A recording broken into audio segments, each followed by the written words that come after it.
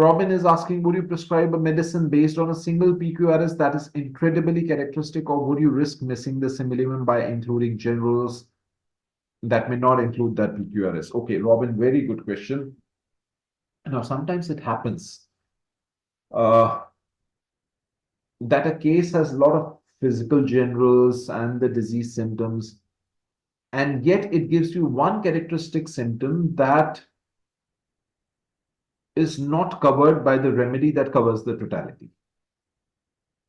And the PQRS symptom, the characteristic symptom, the remedy that covers that characteristic symptom is often a small remedy, but it does not uh, cover the whole remedy. So, what I do in those cases, my first instinct is to prescribe on the totality. Because prescribing on a single symptom is not wise. Hahnemann has not asked us to prescribe on a single characteristic symptom. Please remember this. Hahnemann asked us to give more importance to characteristic symptoms.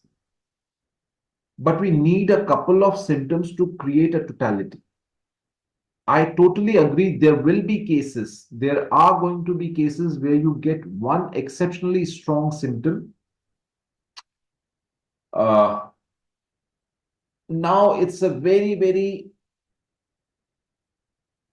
delicate scale that you need to weigh this on. Is the totality that is coming up without that characteristic symptom strong enough? Then if this remedy is giving you a characteristic symptom, then you explore this remedy also further. Can you find traces of this case or other symptoms of this case in this remedy, or a remedy which is close by? So this is a judgment that will come, but my first instinct is to prescribe on the basis of the totality. If I've got a strong totality, I'll prescribe on that. Only in a very rare case, if I don't have a strong totality and I get a strong PQRS, I'll prescribe on that. I'll share with you a case of that.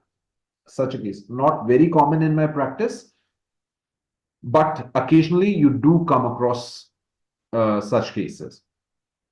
I had a case of autism, a child, which gave me a lot of symptoms which were common symptoms of autism. The child was hyperactive, had hand flapping, toe walking, spinning, watching lights, playing with the switch buttons, aggression, but nothing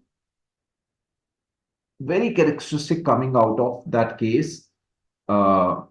Even from the mother's history, I could not find anything. After a lot of effort, I could not find anything. The only characteristic thing that I was able to find in that case was that this child loved tomatoes. He loved tomatoes. After every while, he'll go to the fridge, get a raw tomato and eat it. And that's the only thing that he liked to eat by himself. Every day he'll consume several tomatoes. The parents used to keep the tomatoes up or lock the fridge so that he doesn't consume too many. But the moment he was able to find a tomato, he would eat it. Now, in our repertory, there is only one remedy for such craving for tomatoes, and that is lycopersicum. And lycopersicum is nothing but tomato. Lycopersicum is a remedy which is made from tomato. And having nothing else to prescribe on in that case, absolutely nothing characteristic coming out in any other area, in mother's history, in family history, I ended up giving that child lycopersicum. And I won't say to my amazement, but to my good fortune, the child improved.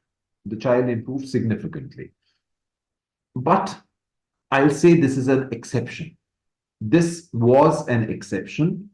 I would not have given lycopersicum if I had a couple of other symptoms coming from the rest of the history pointing to another remedy. I would have tried the another remedy first before giving lipopersical.